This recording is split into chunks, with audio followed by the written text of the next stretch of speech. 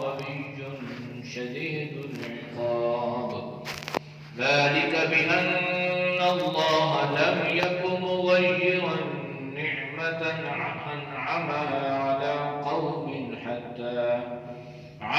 قوم حتى يغيروا ما بأنفسهم وأن الله سميع عليم صدق الله العظيم.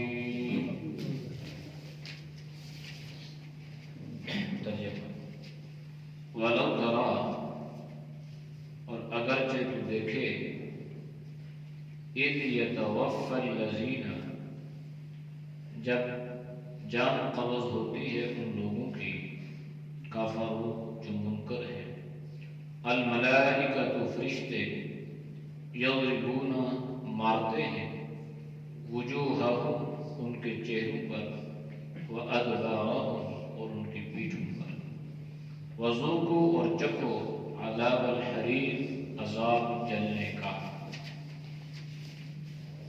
ذالک یہ اس وجہ سے بما قدمت جو آگے بھیجا ایدیکم تم نے اپنے ہاتھوں سے، وان اللہ اور بے شک اللہ لیسا نہیں ہے بظلام للعبید ظلم کرنے والا اپنے بندوں پر. کدابی دستور ہے آل فرعون کا، والذین اور ان لوگوں کا من قبلہم جو ان سے پہلے تھے، کافر منکر ہوئے بآیات اللہ اللہ کی آیات کا، فاخذہم اللہ بس پکڑا ان کو اللہ نے، بذنوبہم بسبب ان کے گناہوں کے. ان اللہ بے شک اللہ قوی زور آور ہے، شدید العقاب سخت عذاب دینے والا ہے. ذالک یہ اس لیے بأن اللہ کا بے شک اللہ لم یکن نہیں ہے مغیرا تبدیل کرنے والا بدلنے والا، نعمتا کسی نعمت کو، انعمہا جو اس نے ان پر کی، علی قوم کسی قوم پر، حتی یہاں تک یغیروا تبدیل کریں بدلیں، ما بانفسہم جو کچھ ان کے جیوں میں ہے. وان اللہ بے شک اللہ سمیع سننے والا، علیم جاننے والا ہے.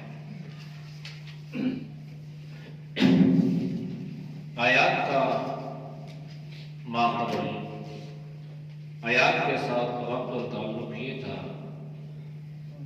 کہ شیطان انسانی شکل و صورت میں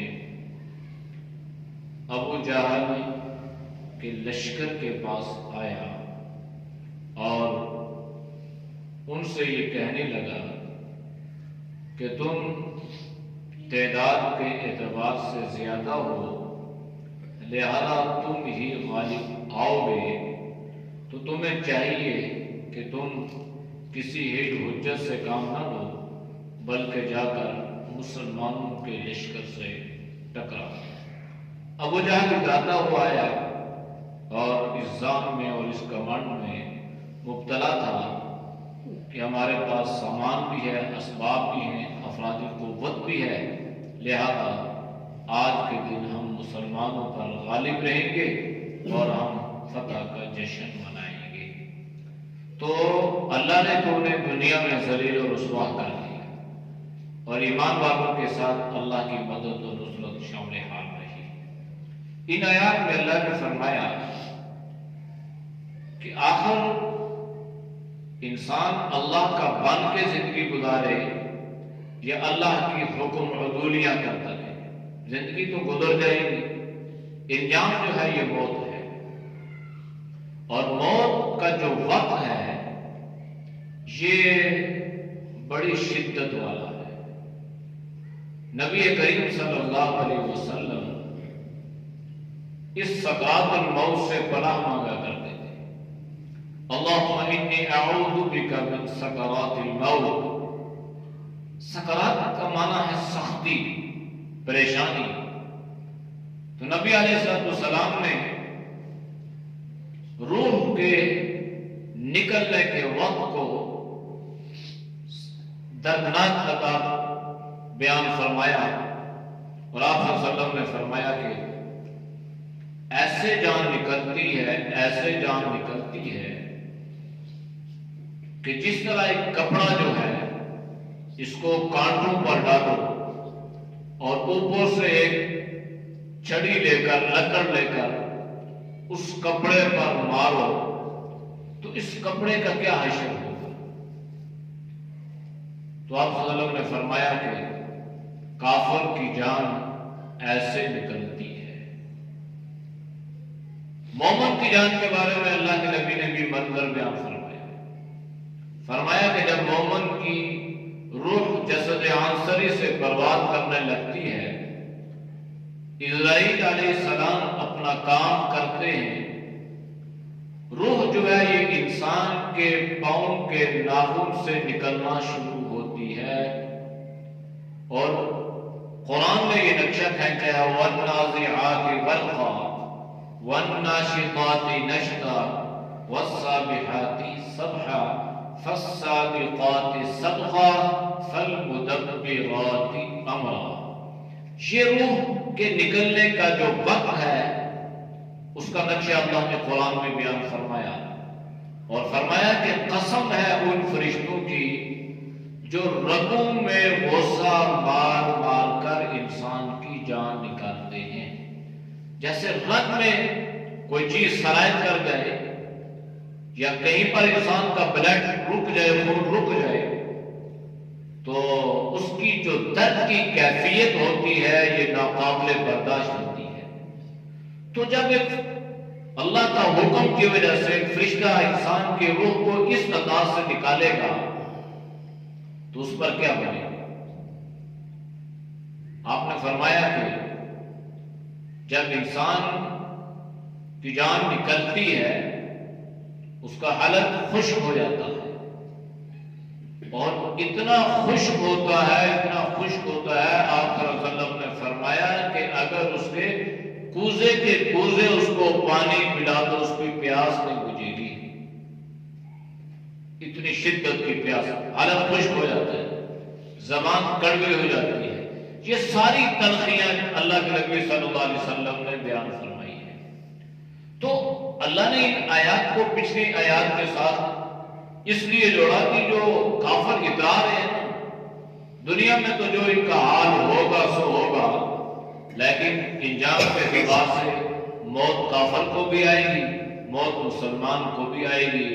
تو اللہ نے منظر یہ بیان فرمایا وَلَوْ تَرَىٰ، اگر آپ اس کیفیت کو دیکھ لیں، اگر آپ یہ منظر دیکھ لیں اور آپ اگر اس بات کو محسوس کریں، اِذْ يَتَوَفَّى الَّذِينَ كَفَرُوا الْمَلَائِكَةُ، جب ان لوگوں کی روح کو فرشتے نکالتے ہیں جو کافر ہیں، جو منکر ہیں، جو اللہ کے نافرمان ہیں، اگر آپ دیکھ لیں تو آپ کو پتہ چل جائے کہ کتنا سخت دردناک اور کتنی مصیبت ان پہ پڑی ہوتی ہے، اور جو فرشتے ان کا حال کرتے ہیں اللہ نے یہ بیان فرمایا ہے یضربون وجوہہم وادبارہم، فرشتے ان کو مارتے ہیں اور ان کے چہرے پر اور ان کی پیٹھ پر۔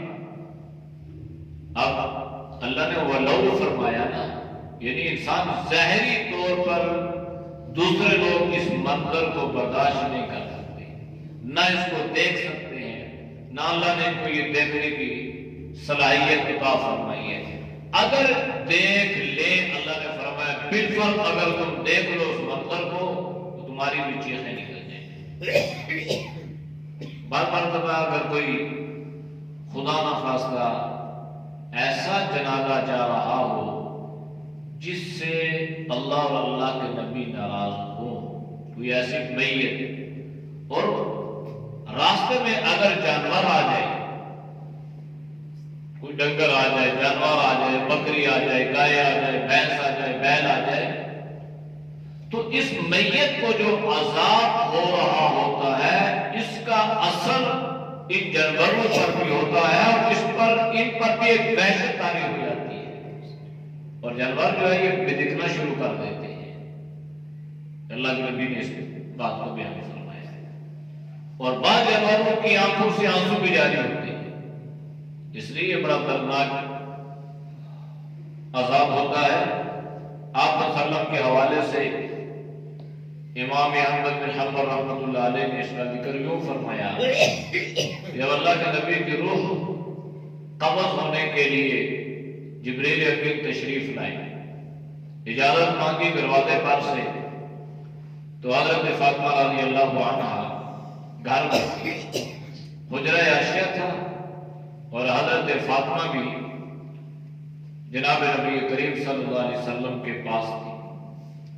تو اللہ کے نبی کی جو کیفیت تھی وہ یہ تھی کہ آپ بار بار پانی، ٹھنڈا پانی منگواتے اور اپنے چہرے پہ چھینٹے مارتے تھے، اور آپ صلی اللہ علیہ وسلم پہ نشی یا بے ہوشی کی کیفیت طاری ہوتی تھی۔ تو جب دروازے پہ دستک ہوئی تو حضرت فاطمہ رضی اللہ عنہا تھوڑی غصے میں آئی اور فرمانے لگی کہ پتہ نہیں کون سا عجیب آدمی ہے، کوئی دیہاتی گنوار، کہ ہمارے ابو بے ہوش ہیں، ہمارے ابا بے ہوش ہیں اور یہ اجازت طلب کر رہے ہیں۔ تو اللہ کے نبی بے ہوش اس کیفیت میں تھے کہ آپ کے ہوش و آواز جو تھے یہ بالکل قائم تھے۔ جیسے انسان عام آدمی بے ہوش ہو تو وہ عجیب قسم کی باتیں کہتا ہے، کہ اللہ کے نبی پر جو کیفیت طاری تھی آپ اس میں پورے ہوش و حواس میں تھے۔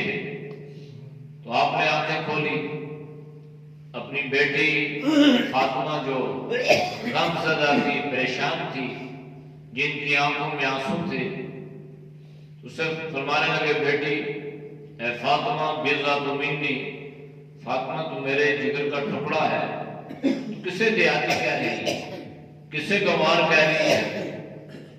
یہ تو وہ ہے جس نے آج تک کسی کے گھر میں آنے کے لیے اجازت مانگی نہیں۔ یہ تو تیرے ابا کا مقام اور مرتبہ ہے کہ یہ اجازت مانگ رہا ہے۔ اجازت دی، سلام آیا، اختیار طلب کیا گیا آپ صلی اللہ علیہ وسلم سے جبریل امین نے۔ اللہ کے نبی نے اس کو پسند فرمایا اور آپ نے ارشاد فرمایا کہ میں اپنے رفیق اعلیٰ سے ملاقات کرنا چاہتا ہوں، یعنی میں جانا چاہتا ہوں۔ تو مختصر یہ کہ اجازت دی گئی روح قبض کرنے کی، اور حضرت ابراہیم علیہ السلام نے روح کو قبض کرنا شروع کیا، اور روح قبض ہوتے ہوتے جب آپ صلی اللہ علیہ وسلم کے گھٹنوں تک پہنچی تو ابراہیم علیہ السلام نے اللہ کے نبی سے پوچھا کہ آپ کو تکلیف تو نہیں ہو رہی؟ تو اللہ کے نبی نے فرمایا مجھے تکلیف ہو رہی ہے۔ تو حضرت ابراہیم عرض کرنے لگے، اللہ کے نبی میری کیا مجال یہ حیثیت کہ میں آپ کو دکھ دوں، تکلیف پہنچاؤں؟ تکلیف پہنچانے کا ارادہ بھی نہیں ہے، اللہ کی طرف سے اجازت بھی نہیں ہے۔ تو اللہ کے نبی نے حضرت ابراہیم علیہ السلام کی طرف دیکھا اور بات سمجھ میں آئی کہ میرے بارے میں تو ابراہیم کو اجازت بھی نہیں ہے اور اس کی نیت اور ارادہ بھی نہیں ہے، پھر بھی مجھے اتنی تکلیف ہے کہ یہ برداشت نہیں ہو رہی۔ تو جن کو ابراہیم اجازت، اللہ کی اجازت سے ان کی روح قبض کرے گا اور اللہ کی طرف سے اسے اجازت بھی ہوگی اور اس کی تکلیف دینے کی نیت اور ارادہ بھی ہوگا، تو ان کا کیا بنے گا؟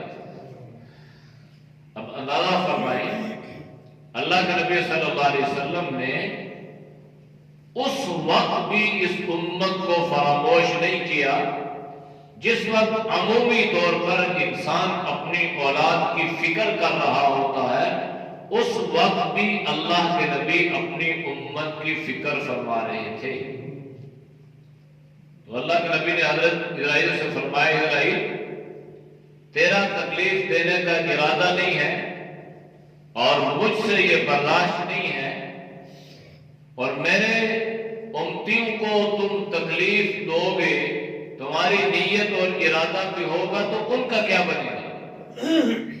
لہذا ابراہیم میں یہ چاہتا ہوں کہ میری امت کو وہ تکلیف نہ دینا، میری امت کی ساری تکلیف آج تم مجھ محمد کی چھاتی پہ ختم کر دو۔ اس وقت بھی اللہ کے نبی نے فرمایا کہ اللہم ارحم امتی، اللہ میری امت کا کیا بنے گا، میری امت کا کیا حال ہوگا؟ تو پھر اللہ نے آپ صلی اللہ علیہ وسلم کی تسلی کے لیے پہلے سے ایک آیت اتاری تھی، وَلَسَوْفَ يُعْطِيكَ رَبُّكَ فَتَرْضَىٰ، کہ اے میرے محبوب ہم آپ کو راضی کر دیں گے، ہم آپ کو راضی کریں گے، اور راضی بھی آپ کے لیے ہم راضی کریں گے آپ کو۔ تو اس میں آپ صلی اللہ علیہ وسلم کو گویا اس بات کی تسلی اور تشفی دی گئی کہ آپ جب اپنی امت کے حق میں شفاعت کریں گے تو اللہ آپ کی شفاعت کو قبول فرمائے گا۔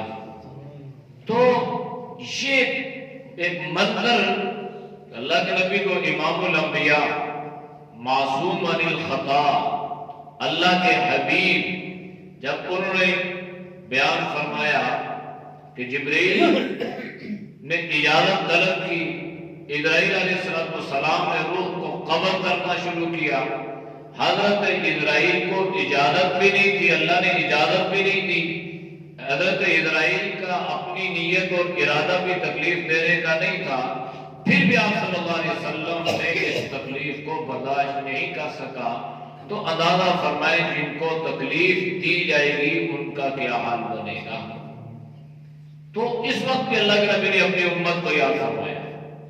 میں کبھی کبھی کہتا ہوں کہ ہم کتنے بے وفا امتی ہیں کہ ہم اپنے حبیب صلی اللہ علیہ وسلم کی زندگی کو بھول جاتے ہیں، ہمارے اوپر غمی آتی ہے تو شریعت کو ایک طرف رکھ دیا، ہم اپنے رسم و رواج کے کلچر اور تہذیب میں آ جاتے ہیں، ہمارے اوپر خوشی آتی ہے تو ہم دین کو کہتے ہیں اس کو ایک منٹ کے لیے الگ رکھ دو، آج خوشی کا دن ہے، اس خوشی کے دن کو ہم اپنی مرضی سے منائیں گے۔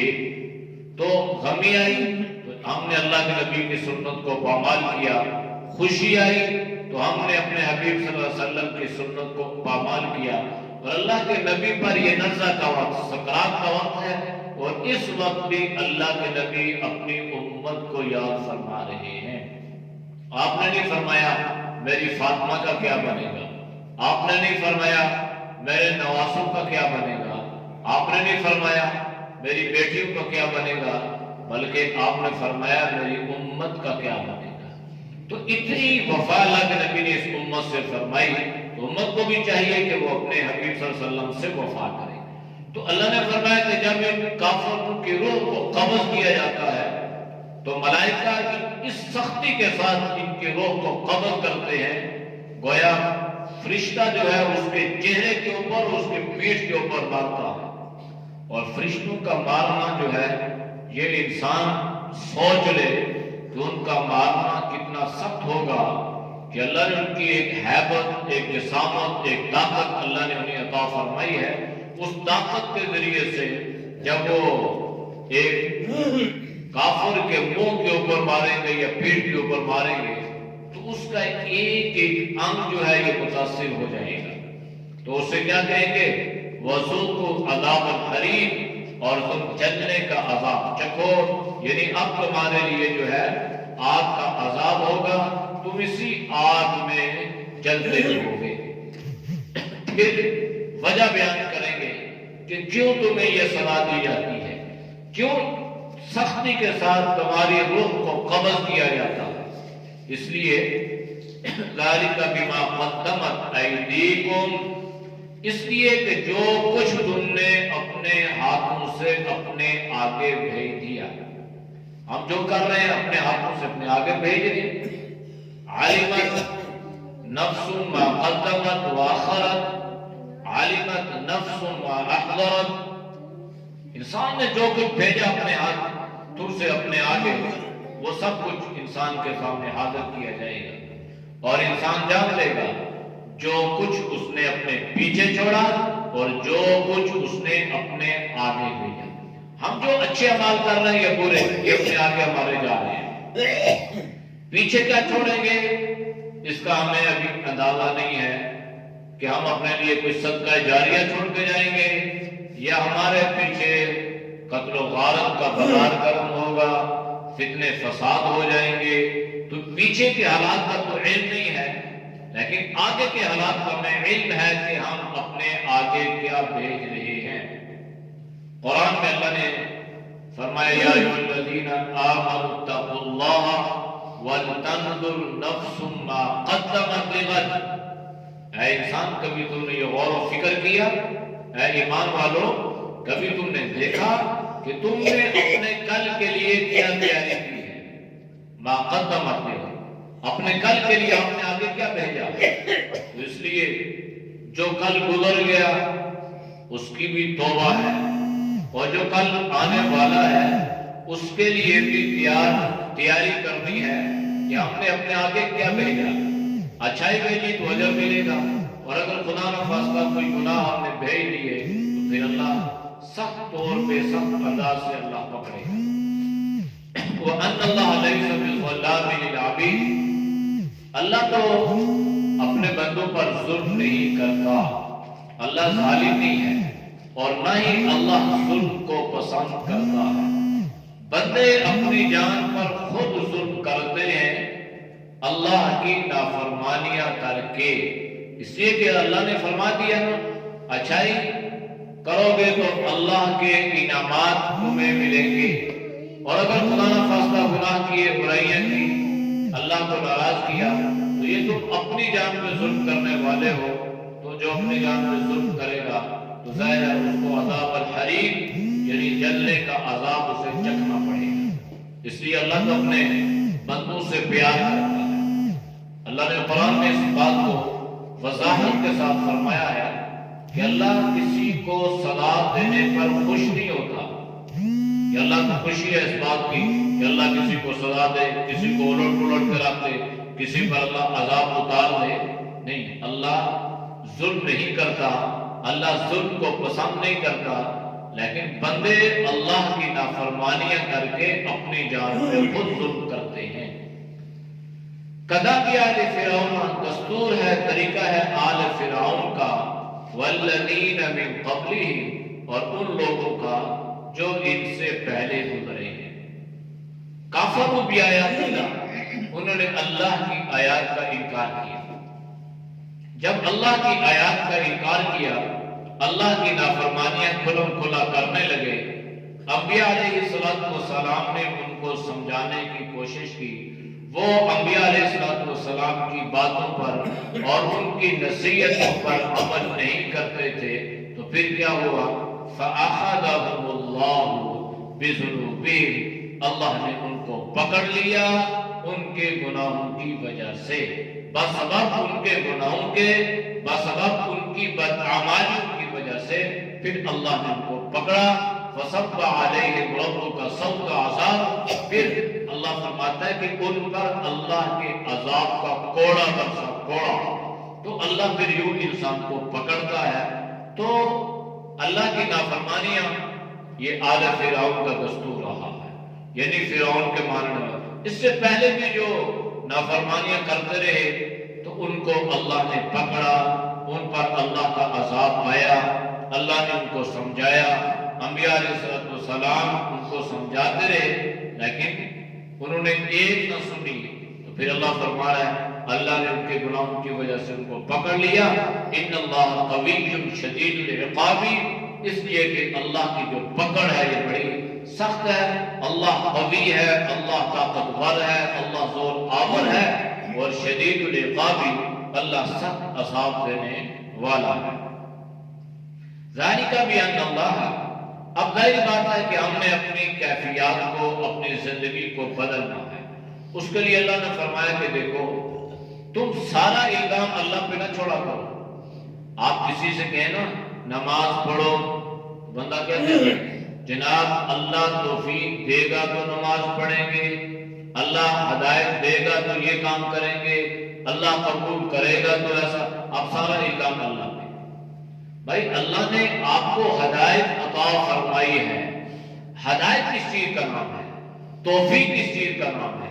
سلامت الاعضاء والجوارح، آپ کے پاؤں سلامت ہیں، آپ کے ہاتھ سلامت ہیں، آپ چل سکتے ہیں، آپ پھر سکتے ہیں، آپ پکڑ سکتے ہیں، آپ کا دماغ سلامت ہے، آپ اس سے سمجھ سکتے ہیں، آپ کی آنکھیں سلامت ہیں، آپ ان سے دیکھ سکتے ہیں، آپ کے کان سلامت ہیں، آپ ان سے سن سکتے ہیں۔ یہ ساری جو چیزیں اللہ نے آپ کو عطا کی ہوئی ہے، یہ اللہ نے آپ کو توفیق عطا کی ہوئی ہے۔ یہ اللہ کی توفیق ہے کہ ساری نعمتیں، نماز پڑھیں، سارے اسباب اللہ نے دیے، وضو کے لیے اللہ نے پانی دیا، چلنے کی طاقت اللہ نے عطا فرمائی، نماز کے لیے اللہ نے صدر عورت کو ڈھانپنے کے لیے لباس عطا کر دیا، نماز کی ادائیگی کے لیے اللہ نے آپ کو ساری نعمتیں عطا فرما دی، ساری چیزیں اللہ نے دی ہیں، تو یہ اللہ نے توفیق آپ کو دی ہوئی ہے۔ اب آپ خود چلیں، مجاہدہ کریں، شیطان کا مقابلہ کریں اور آگے اللہ کے سامنے کھڑے ہو جائیں۔ یہ ہے اس کا اللہ نے اس انداز سے ذکر فرمایا ہے، ذالک بأن اللہ لم یکن مغیرا، کہ بے شک اللہ جو ہے یہ نعمت کو بدلتا نہیں ہے، کسی کی حالت کو اللہ بدلتا نہیں ہے۔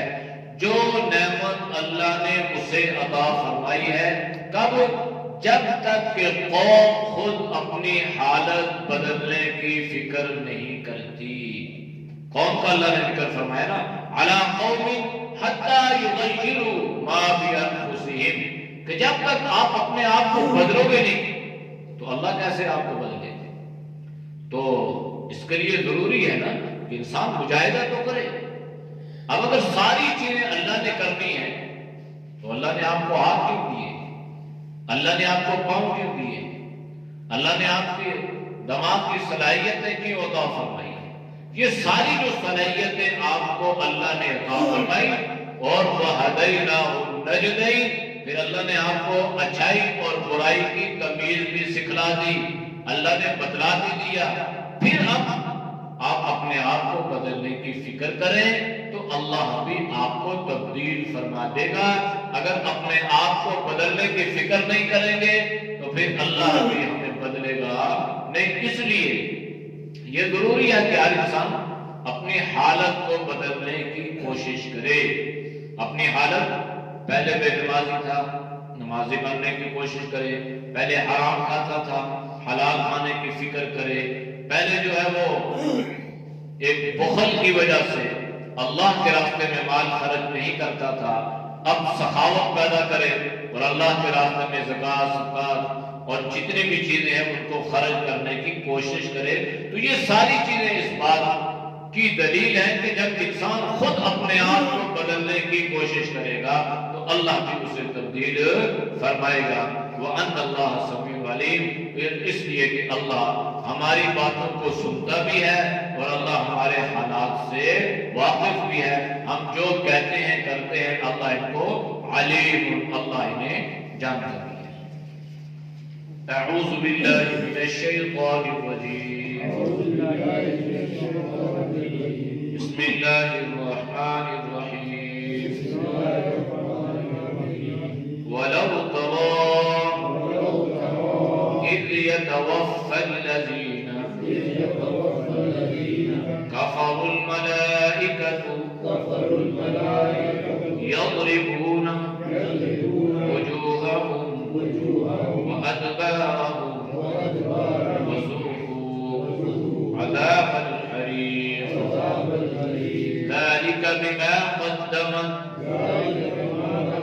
أَيْدِيكُمْ وَأَنَّ اللَّهَ لَيْسَ بِظَلَّامٍ لِلْعَبِيدِ كَدَأْبِ آلِ فِرْعَوْنَ وَالَّذِينَ مِن قَبْلِهِمْ كَفَرُوا بِآيَاتِ اللَّهِ فَأَخَذَهُمُ اللَّهُ بِذُنُوبِهِمْ إِنَّ اللَّهَ قَوِيٌّ شَدِيدُ الْعِقَابِ ذَلِكَ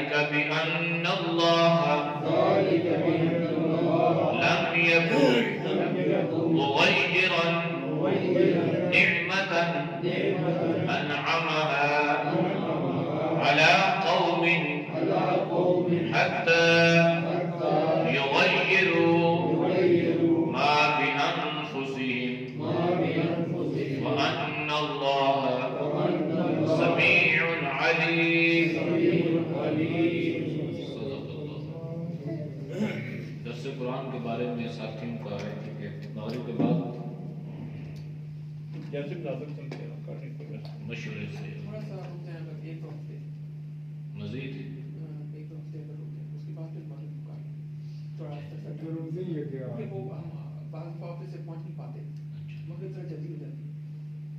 ٹھیک ہے. الحمد للہ رب العالمین والعاقبۃ للمتقین والصلاۃ والسلام علی خیر خلقہ محمد وعلی آلہ وصحبہ اجمعین. یا اللہ ہم سب کے صغیرۃ کبیرۃ گناہوں کو معاف فرما. یا اللہ کرم سے حفاظت فرما. یا اللہ سکرات الموت سے اللہ تو سب کی حفاظت فرما. یا اللہ تو ہر حال میں ہمارے اوپر رحم اور عافیت کا عطا فرما. یا اللہ جس طرح اللہ کے نبی نے ہمارے ساتھ وفا کی اللہ ہمیں بھی وفائیں کرنے کی توفیق عطا فرما. نبی علیہ السلام کی شریعت پر غمی میں خوشی میں دکھ میں سکھ میں یا اللہ عمل کی توفیق نصیب فرما. یا اللہ خلاف شرع سے اللہ تو پوری امت کی حفاظت فرما.